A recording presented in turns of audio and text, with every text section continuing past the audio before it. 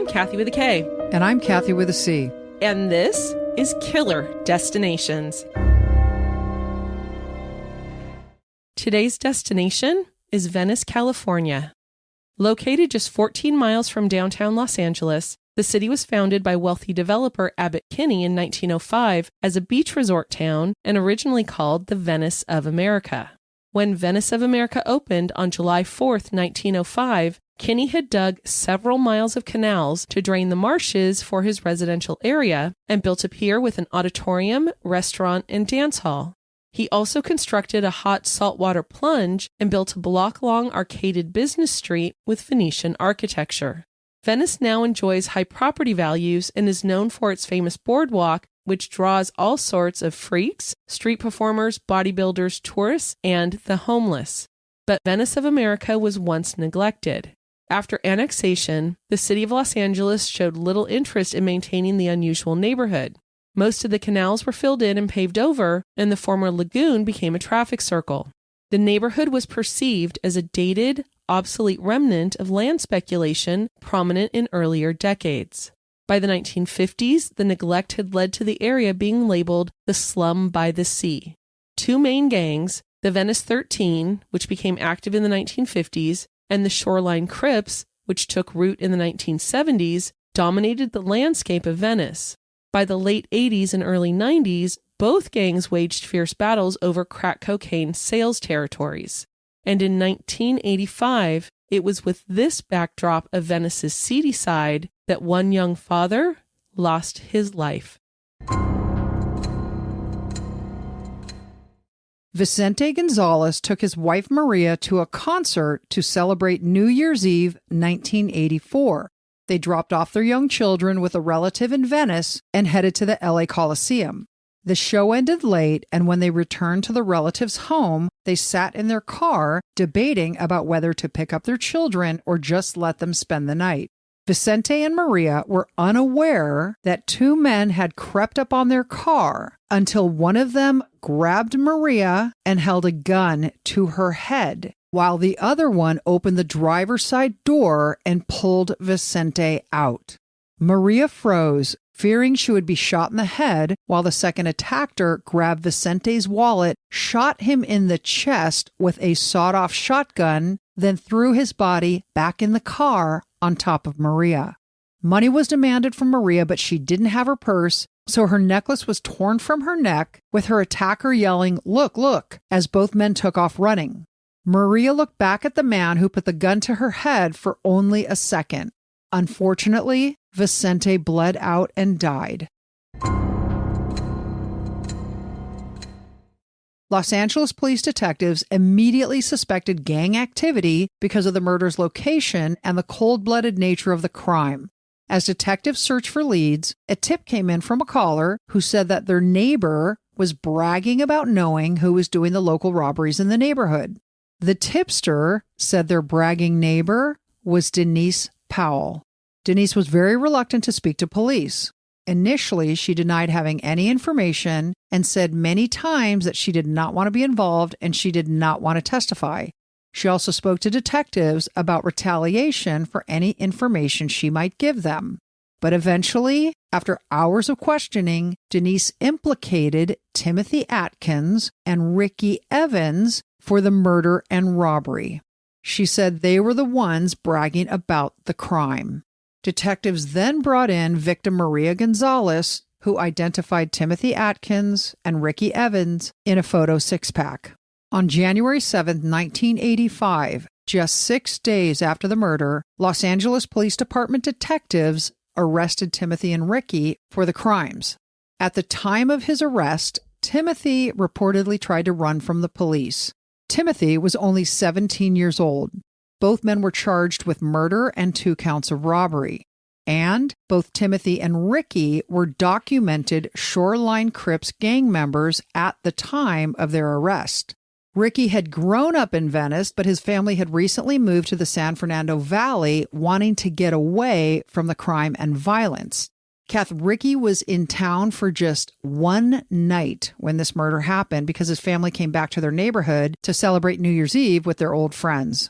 Not long after the arrest, a preliminary hearing was held. The defense did not want to waive a preliminary hearing because they wanted to hear the state's witnesses. Denise Powell was the primary witness, but she did not want to testify. But she was given a subpoena, and detectives told her that if she were called to testify and if she refused to answer questions, then she would be arrested for contempt. So, of course, she went in to testify. According to her preliminary hearing testimony, Denise Powell was a passenger in a vehicle driven by a young man named Tommy Yates. The two were driving around Venice looking for cocaine at around 8 a.m. on New Year's Day, 1985. Well, as one does. Yeah. I was going to say, well, a girl's got to wake up. According to Denise, at this time, they encountered Timothy and Ricky on the streets. The two men were also looking to buy cocaine, so they got into the back seat of the car that was being driven by Tommy. About a minute into the ride, Denise said the discussion turned to police activity, and Timothy asked Tommy Yates if he had heard about the Mexican who got killed the night before. According to Denise's testimony at the preliminary hearing, Tommy said that he did not hear about the murder, and that Timothy said, "We offed him." Ricky did not say anything about the crime, and there was no further discussion of any crime-related events. After driving around for about 10 minutes, the group did not find any cocaine, and Timothy and Ricky were dropped off. The judge held both men over and sent them to county jail to await their trials. However, one man did not make it to trial. You know, Kath, this is hard to say, and it's going to be hard to hear. While Timothy and Ricky were in jail and awaiting trial, fellow gang members got the idea that either Timothy or Ricky were snitching and ordered them to fight each other. When the gang wasn't satisfied with their fight, like they weren't really into it, they weren't really trying to hurt each other or whatnot, the gang members began beating Timothy and Ricky. And while Timothy suffered serious injuries, Ricky was killed. Kath, this is so reprehensible and disgusting. They were actually in a cell. They were not in some type of, common populated module. And so somehow, perhaps with the help of a guard, the cell door was left open for these people to come in and beat the hell out of them. And so what happened, as you said, they started getting beat by the other men because, again, they weren't fighting hard enough. And some of the men jumped on Ricky from the top bunk, and he died from internal injuries. It just breaks my heart. I know, horrible. No matter what he did, that's not the way to die. Horrible, horrible. The trial for the surviving defendant, Timothy Atkins, began in July 1987. So this is about 2.5 years after the murder. And on the phone with us now is Lauren, one of our original Patreon members. The few, the proud, the Patreon. And she was a member of this jury. So Lauren, what do you recall of jury selection? How old were you? What was your experience like? Anything you can remember. I mean, I literally know this is almost 4 decades ago, so whatever you can give us, I'm interested in. Sure. I definitely was fresh out of college, 6 months into my new job with the State Air Resources Board, doing a very boring, unimportant job. Lauren, aren't you an engineer? I'm an engineer, yes. I don't think that's a boring job. Oh, I was reading warranty receipts from repair records from cars. Believe me, it was quite boring. So I did not mind getting called for jury duty. I was very excited about it. And so we go through the typical jury process where you get pulled in to sit in the spots for the 12 people and the alternates and get asked lots of questions. It was very typical of what you'd expect. Give me an example of what you recall being asked during voir dire. Sure. I remember that the questions related, the ones I remember were, had you ever been a victim of crime? This was a criminal case, crime related, so a terrible crime. And so they wanted to make sure that we were not victims of crime, that we didn't have any members in our family that were lawyers or were in law enforcement. And then there was this was going to be an extended case. So I kind of have the memory that it was 3 to 4 weeks, probably a solid month being away from work, which I was very excited about. So they wanted to make sure that they would have folks that would stay for the whole time and that they wouldn't have hardships with small kids, etc. Did they ask you at all about gang membership? Not your gang membership, but had you cut your gang ties? Right. I hid my tattoos. Oh, no. good. No, they did ask that. There was definitely if we knew anyone in a gang and if we had experience with people in a gang. Now, how about did they get into punishment at all, putting people away in prison? I mean, did they ask you your thoughts on that at all? I do recall wanting to know if the capital punishment was on the table. At the time, I was very young and idealistic and absolutely would not have been able to make a judgment. So that involved capital punishment. So when they said, can you make a decision? Will you be able to come to a verdict and be objective, et cetera? I said, well, as long as there's no capital punishment on the table, which it was not. So that kept me in the running for the jury. Do you remember whether Timothy Atkins was sitting at counsel table? I mean, they don't have to during voir dire, but do you recall if he was present? I do not recall that. That's one of those, it was too long ago. So by the time voir dire was done and jury selection was over, you guys were impaneled. Did you have the feeling okay, now I'm eager to hear the evidence? Absolutely. It took a while to get the jury seated because we had to be able to be away from our jobs and families for a long time. I remember getting selected for the jury and going back and telling my boss, I'd only been working 6 months for them. Hey, I'm on the jury. And he's like, no, that's not going to do. And he had me write a letter that he signed to complain to the judge. Hey, she's too important for being on this jury. She can't be there. And I'll be honest, I believe that was once I'd been started to ask questions. I'm like, I don't think my boss is going to let this. And it must have happened before I got impaneled. Anyway, the judge was very quick to turn that letter down. He said, absolutely not. If we can't rely on our state employees to participate in the justice system, who can we rely on? I love that. I know the judge was like, nice try. I know you're getting paid. Exactly. Full time. I was no hardship whatsoever. So none of this $5 a day thing that California does for jury members. Exactly. So, Kath, as we said, Maria identified the defendants in a photo 6-pack. What she said was that Timothy Atkins was the one who took her necklace and held a gun to her head. Correct. And that Ricky Evans was the one who shot and killed her husband. However, because of the felony murder rule, which all of us know that. Exactly. Even at Killer Destination School of Law, I've studied that. And it's kind of like a D-level school. One of these days, I'm going to get certificates. We're going to get law school certificates. I keep saying that. Anyway, so Timothy was charged with murder and robbery. And it is because under the felony murder rule, if you were engaged in very dangerous activity like felonies. That's the duh factor. Exactly. I'm not a very good professor. She's the best professor. Don't get it wrong. Anyway, it is foreseeable that someone could die in the commission of a felony. So all the people who participate, even if they weren't the trigger man, they can be convicted of murder. So that's what happened to Timothy being presented with a murder charge. The prosecution led with victim Maria Gonzalez.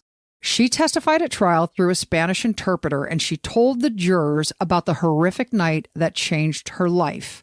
And she again pointed the finger at Timothy as the person who stole her necklace. A detective testified that 2 days after her husband's murder, Maria was brought in to look at photo 6-packs, and according to the detective, she viewed the first 6-pack and became visibly broken up and upset. And that's when she identified Timothy.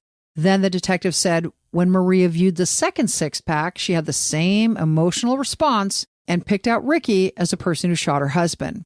On cross-examination, the defense raised numerous questions regarding the reliability of her identification of Timothy as one of the perpetrators. And Kath, among the things, like you and I both read this, right? And what stood out most in your mind was the height factor. Right. So she said that the man was around 5 feet tall, weighing between 135 and 145 pounds. Now, the weight thing always throws me too, and Timothy was 175 pounds, but Timothy was 6 feet tall. That is too big a gap for you to mistake that. That's a big gap, yep. And another thing the defense pounded on was whether Maria really got a good look at her perpetrator, because she testified she only saw his face for a second. And that was when he had taken her necklace and he's yelling to the other crook, look, look. And was running away. Well, like he hadn't yet turned, but you're right. It was very, very brief. And she initially told detectives that he had a thin, gaunt face with a really short haircut, which that was not Timothy. Well, and then the last thing, Kathy, is that the photo that she viewed of Timothy, and remember, he was a member of the Shoreline Crips, so he'd been in trouble with the law before. The picture in the six-pack was of a 14-year-old Timothy Atkins, when in fact, when this crime occurred, he was 17-year-old Timothy Atkins. A lot of change happens, a lot of growth during that time. Exactly. And Kath, one of the things that the defense brought up was the difficulty with cross-racial identification. Timothy Atkins is Black, Maria Gonzalez is Hispanic. Cross-racial identification difficulty is a real thing. And Kath, Denise Powell, who was the star of the show at the preliminary hearing. She was the one who started it all. Exactly. By the time the trial came around, she had dipped. Dippity-doo, as you say. Dippity-doo. I can't sing with this voice. I know. She's sick. You're welcome. So Denise's testimony was memorialized at the preliminary hearing when she was under oath, so the judge allowed the prosecution to read it into the record. Lauren, do you recall the judge allowing Denise Powell, one of the witnesses, to have her testimony from the preliminary hearing read into the record? Denise Powell, yeah, absolutely. Denise was very important to the case, and I recall that she wasn't available to come in herself. And so they said, hey, since we can't find her, we're going to just tell you what she told us before. So they just read it into the record. When it was read in, was it read in dramatically? Like who read it in, if you recall? I don't recall who, but it was just very objective and factual, just like reading a script without, just like non-passionate, perfunctory. Exactly. And then how about what impression were you left with after hearing her testimony read into the record? It was compelling. Why is that? She was somebody who identified these two gentlemen as the folks who had committed the crime to law enforcement. So was the fact that she wasn't present a problem for the jurors? That's a good question. I do remember that it was weird that she wasn't there, and that seemed to have some importance, some weight. And was this more important than the victim's wife, Maria Gonzalez, saying that she had a glimpse of him? Because Maria was very emotional. This was very hard on her. I remember very, very sad for her and heartbroken. I knew the area where the crime had happened because I grew up in SoCal and Venice Beach. My gosh. So, essentially it was very hard for her. And I don't have a memory that there was this very clear eyewitness identification from her. It felt like the testimony from Denise weighed more, at least in my memory, for how Timothy was identified as the criminal. The prosecution also called a man named Marvin Moore to the stand. But to talk about his input, we have to go back 2 years, which means what? Doodaloo, doodaloo, doodaloo. Oh my God, Kathy's been smoking unfiltered Camels again. We need to make money so I can quit my day job. Seriously. So 6 months after arresting Timothy Atkins and Ricky Evans, police went to work looking for corroborating witnesses. They found one in Marvin Moore. Now, Marvin was a Venice local who signed a declaration under the penalty of perjury 6 months after Timothy was arrested. The written declaration said that in the early morning hours after the murder, Timothy and Ricky ran into the back door of Marvin's home and said they needed a place to stay. Ricky Evans stated that we just blasted a mofo, although he actually used the words. According to Marvin, Ricky also had dried blood on his right hand and forearm. Later that afternoon, Timothy went back to Marvin's home and said that he thought that the police were looking for him. So, fast forward to trial now, again 2 years later, Marvin Moore was called to the stand. He testified that a month before he signed that declaration, he'd violated his parole by committing a robbery and was put in jail. And he was in jail when he signed the declaration. He wrote in his declaration that he was not promised anything, nor did he ask for anything in return for signing his declaration. So at trial, Marvin responded to only a few questions and stated that his family had been threatened. He then refused to answer many questions about the declaration he had signed 2 years prior. Why? Because he said none of his statements in the declaration were true. He only made his declaration to receive a lesser sentence for his robbery charge. So Marvin was called by the prosecution, Kath, and they knew they had this very, very implicating declaration and they wanted to use it. And they also knew probably that he was going to walk back a little bit, or recant what he said. Okay. So they put him on the stand and they're like, you signed this declaration. It's under the penalty of perjury. It says this, that, and the other thing. You signed it. You read it. Yeah. And he's like, yes, yes, yes, yes, yes. And then, the whole, it's not true. I only wanted a lesser sentence. And then they're like, but you're afraid to testify, aren't you? You're afraid of retribution. So the prosecution made it look as though he really did tell the truth back then in the declaration, and now he's lying because of fear of gang retaliation. Do you remember Marvin Moore? A jailhouse snitch? Yes, he was a jailhouse snitch. Yes, I do remember that name. I wouldn't be able to come up with it on my own, but when you said the name, I'm like, oh, wait, I remember him. Do you have any impressions left from his testimony? I do remember that it was a jailhouse snitch, but that at the end of the day, the weight of his testimony was not, I guess it canceled each other out, because I feel like, I don't remember why, but the police or the prosecutor said, hey, he told us these things, but then the defense attorney made us doubt. I don't have the memory of the details, but I can tell you that we didn't weigh a lot on Marvin. The defense called Tommy Yates to the stand. Now remember, this was the guy who was driving Denise around looking for cocaine at 8 a.m. on New Year's Day. At the time of the trial, Tommy was serving a prison sentence for cocaine possession. Well, it looks like he found it because he was looking for cocaine. Oh my God, you're terrible. Tommy told the jury at trial that he was driving a vehicle with Denise, as we just said, and confirmed that they had picked up Timothy and Ricky. But according to Tommy, Timothy did not admit to killing anybody. Timothy had only said that the police were around and that it was because somebody had been killed.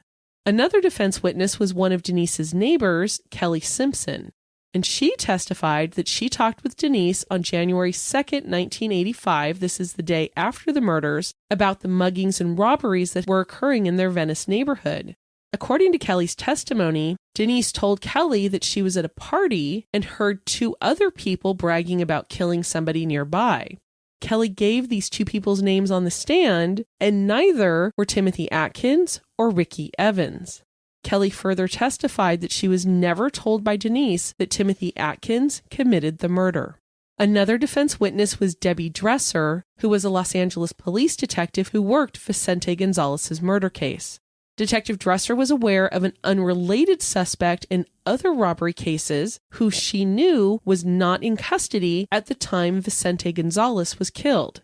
Detective Dresser believed that Maria's description of the suspect in Vicente's murder matched the unrelated suspect in these other robbery cases.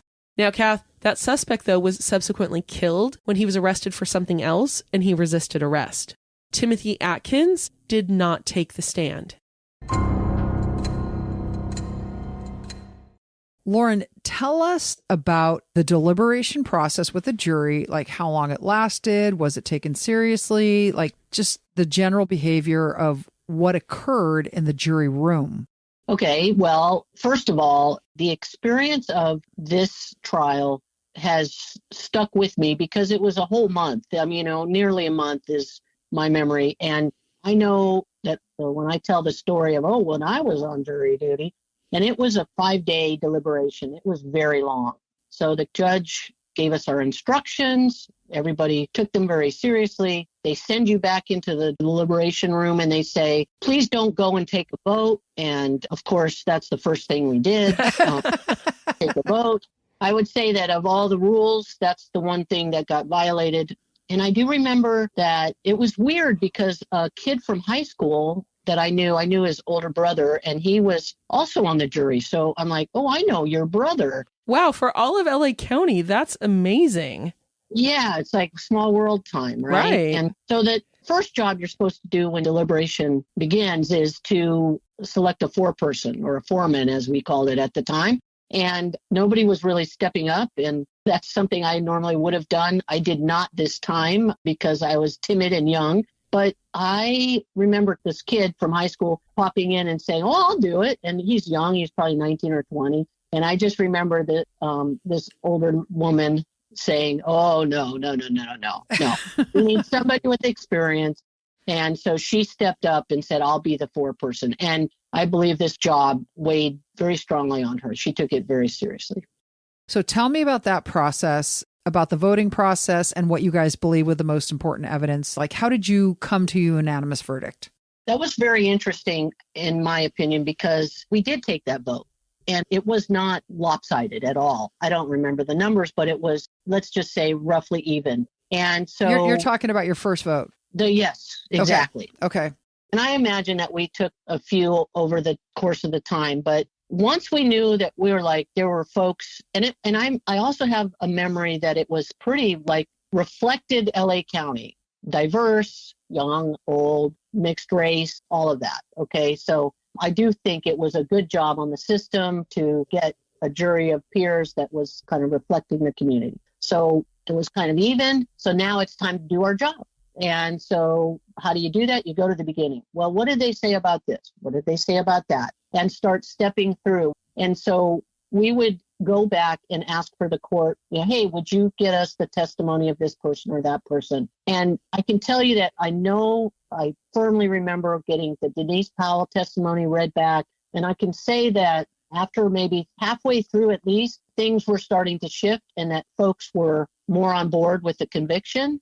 And eventually, at some point, at least probably at day 3, it came down to being 10-2. And the 2 that were not ready to convict were myself and the 4-person Joan.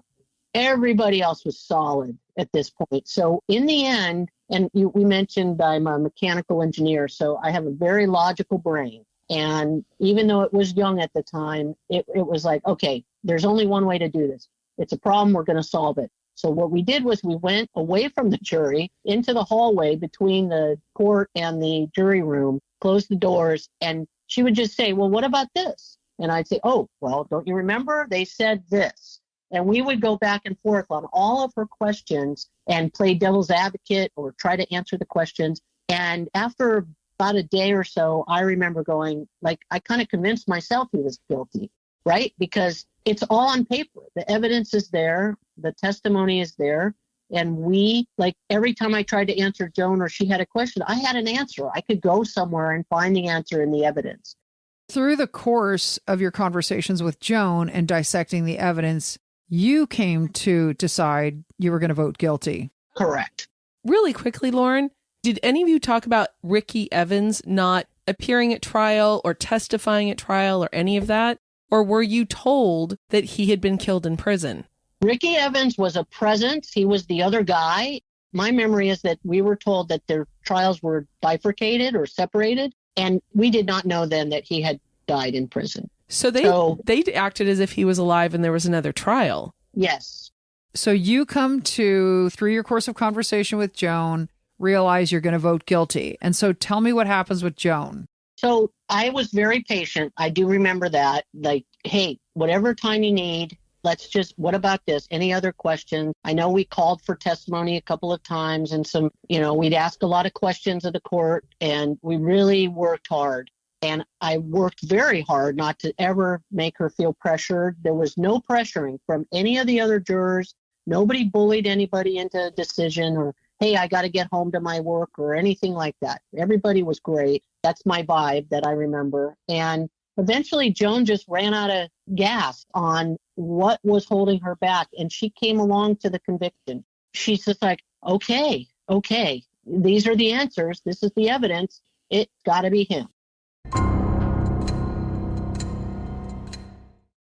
On July 28th, 1987, he was convicted and sentenced to 32 years to life. He filed an unsuccessful appeal and remained in prison. 14 years later, in 2001, Timothy wrote a letter to the Innocence Project.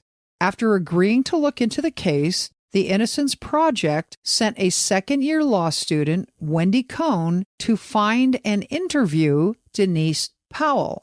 And so, Kath, what Wendy did is she went to the Atkins family. She went to Timothy's family and said, hey, I know you guys know this girl because she was a local girl. Everyone pretty much stayed in the area. It was a small town at the time. Exactly. And Wendy also knew that Denise had had a rough life. She had very distinct addiction problems and had engaged in prostitution and was pretty much marginally homeless, I'm going to call it. So what she did is she asked the Atkins family, can you just call me if you see her around? Just let me know. Well, at some point, and this is roughly 4 years after Timothy first wrote his letter to them, Wendy found Denise in a drug rehab facility. Denise had been arrested. She probably was court-ordered to rehab, and that's where Wendy found her. And most significantly, she told Wendy that she lied to the police and she was willing to help get Timothy out of prison. So, Lauren, were you contacted by the Innocence Project around 2005 after Denise was found in rehab?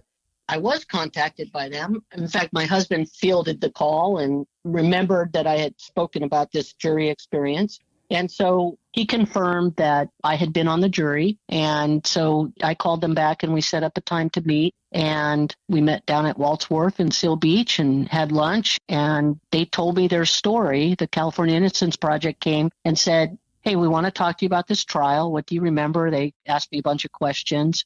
And, of course, I'm dying of curiosity. Well, why are we having this conversation? And they laid out for me the new information that we didn't have at the time that we made our decision about the conviction. So basically what they laid out for me was that Denise Powell, remember, she was the one who had her testimony read into the record and was not available. The police could not find her. That she had never moved from the address that the police had on file when she had given that testimony, that she had lived there the whole time for many, many years thereafter, and that she had gone back to the police and said, I lied. They aren't the ones who did it. So the police never contacted her again after making that statement.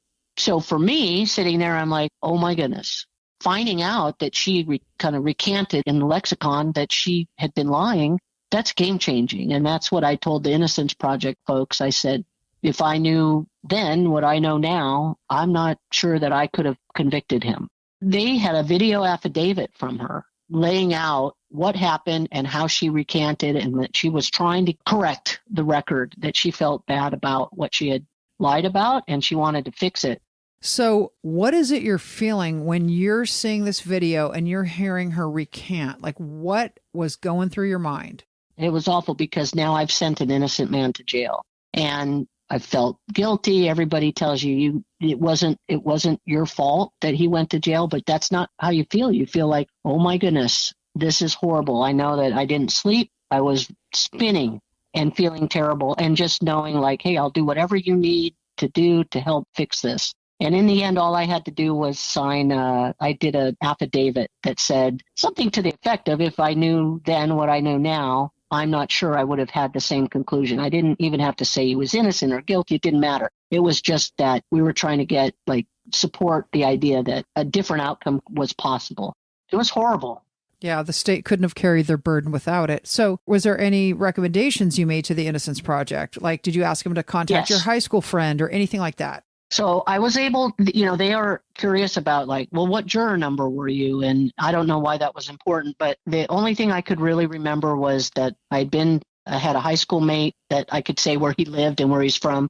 So I think they had the names and the cities they were from or something. So they were able to piece together that. And then I was able to tell them that Joan was the foreperson, and that was helpful to them. I remember going, oh, we know who that is. That's good to know that she was the foreperson. I recommended that they talk to Joan because it was Joan, my partner in the hallway, that always had a gut feeling about this outcome. And I remember, and this stayed with me forever, was after the trial, you're done with your jury service, you go out and leave the courtroom, and usually the attorneys from both sides come out and say, oh, thank you for your service, and we really appreciate it. But the prosecuting attorney said, hey, you guys did a great job. Thank you very much. And let's see, how did he say it? I just want you to know that even if he didn't do this crime, he did a lot of other bad things and you put a bad guy away. Something to that effect. And when Joan heard that, she didn't fall to the floor, but she just, all the wind went out of her sails. She gasped. She said, I knew it.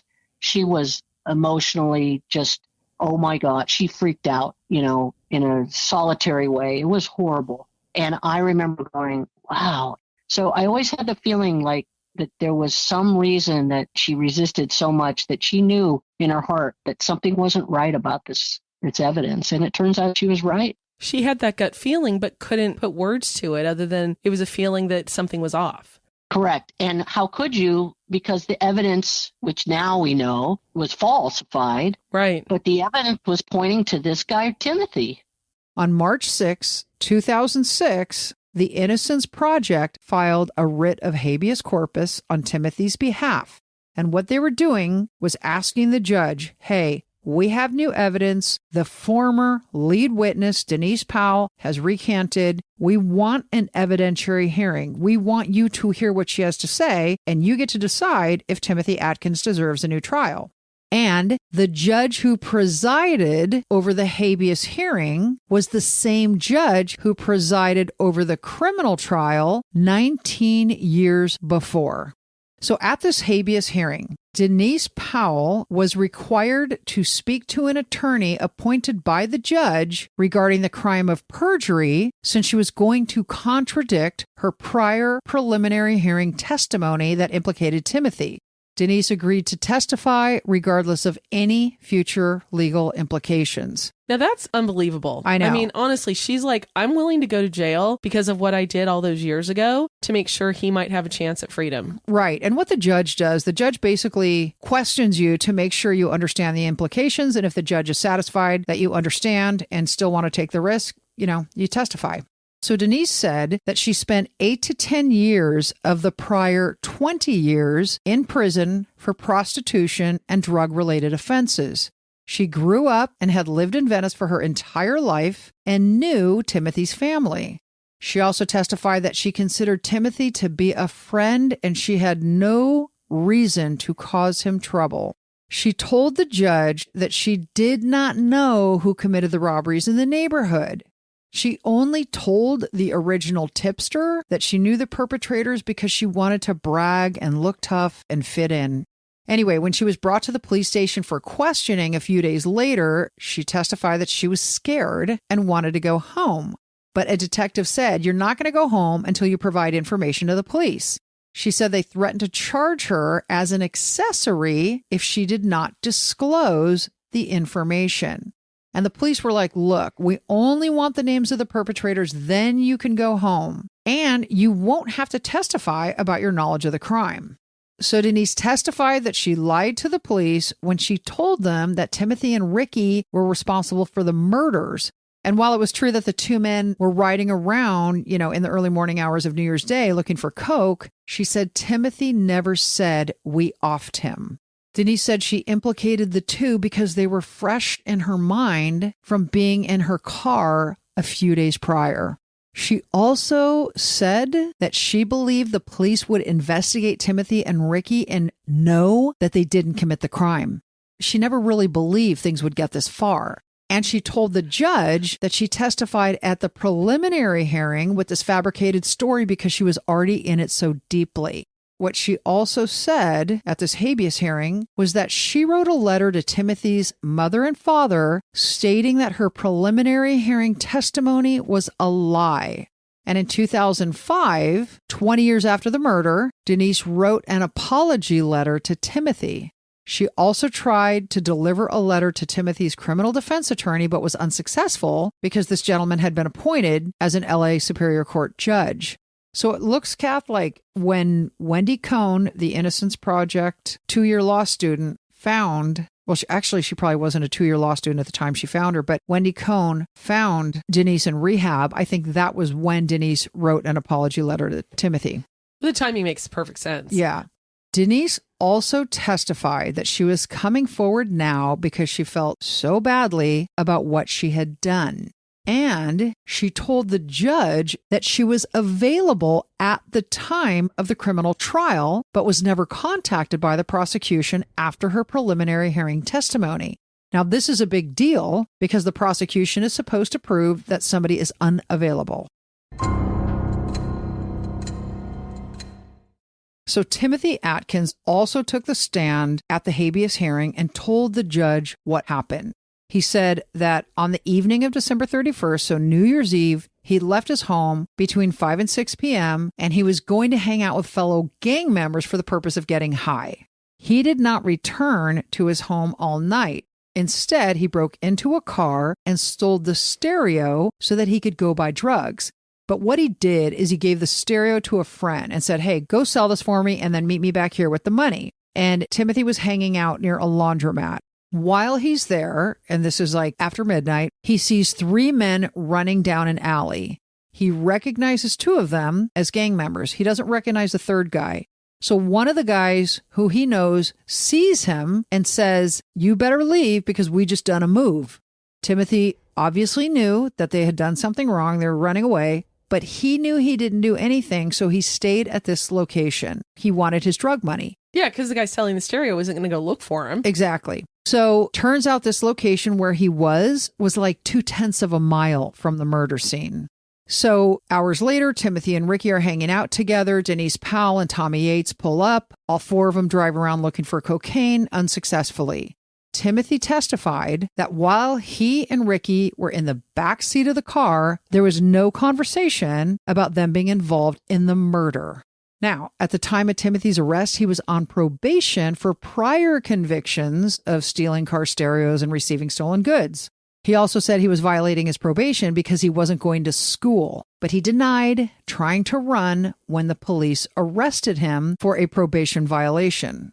So Timothy said he gets to the police station, he's being pressured, he's scared, he's being yelled at, he's being grabbed, and he said, hey, you know what? I might have mentioned Ricky Evans' name as being the third guy, but I lied. He wasn't there. He wasn't one of those guys who ran down the alley, and he had nothing to do with the crime. Timothy also testified that when he got out of prison, he was no longer a gang member, and he currently worked with young people to prevent them from joining gangs. The court found Denise's preliminary hearing testimony to be a significant factor in the jury's conviction of Timothy Atkins. Without the evidence of Timothy saying, "We offed him," he would not have been convicted. The prosecution declined to move forward with a new trial, and in February of 2007, after 23 years in prison, Timothy Atkins walked out of jail a free man. So if you could talk directly to Timothy Atkins, what would you say to him now? Oh, I would tell him I'm sorry I was to have participated in the process. I think of him a lot. And Ricky Evans, I mean, those names stayed with me even before the Innocence Project called. It made such an impression, and I'm so pleased to know that he turned out to be a really good human. I think there was a statement that the Innocence Project told me that he said if he hadn't been arrested and put in jail, that he might not be alive today because he was on a bad path. It's not like he said, "Oh, thanks for saving my life," but he really turned his life around and he really paid it forward. And I just feel terrible that he had to go through this. And I feel responsible, even though I was lied to. And I know intellectually I was lied to, but emotionally that really sucked. He petitioned the state for over 10 years to get compensation for his wrongful incarceration. In 2019, 12 years after being released from prison, the California Victims' Compensation Board awarded Timothy Atkins over $1.1 million. To date, no one has been charged with the murder of Vicente Gonzalez. Just out of curiosity, have you been called for jury duty since? I have. I've been called a few times. I really believe in the system, and I feel it's our job to help with a diverse jury pool and whatnot. So I always report, and I have since learned that I will never be able to put somebody in jail. Even just the idea of it would start to cause a little bit of anxiety.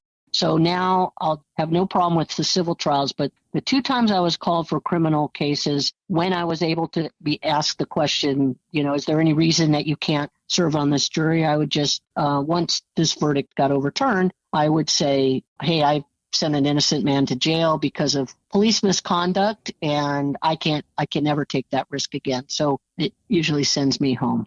So what's interesting about this experience is that, I have kids in their 18 and 25-ish. And that generation is kind of distrustful of law enforcement and the police with what's gone on in our society these days. And I'm quick to defend it, right? I'm 60, justice is right, and everything's good. But it is this experience that helps me see where they're coming from. How can you believe this guy just because he's a policeman? my instinct is, well, he's a policeman. You trust public servants. You trust the lawyers involved that were the prosecuting attorneys. Everybody on that team was supposed to be the good guys. And now it colored, since this verdict was overturned, that, oh, can we really trust that? And I would say that back in 1984 and 5 and 6, I was definitely anti-death penalty. And then over the course of my life, I probably found exceptions to that in my thinking. But I landed right back there after this was overturned, because I just don't see how you could ever be so sure of the system when you can send somebody to jail or to the death row when they could be innocent. And now I know for a fact, I was part of the process, that an innocent man spent 2 decades in jail, and he turned out to be a pretty amazing person, but all things considered, found forgiveness in his heart for the system and the process. But, what if he had been on death row and they killed him? I could never live with that. So, okay, Lauren, tell us why people should join Patreon.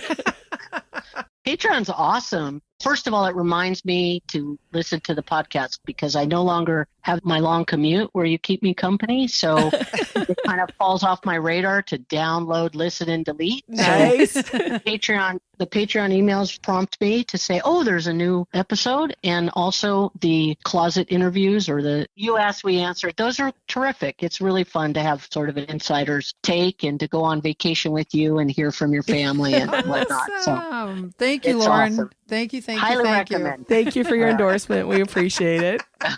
All right. Take care. All right. We'll talk to you later. Thanks, Bye-bye. Lauren. Okay. All right. Bye-bye.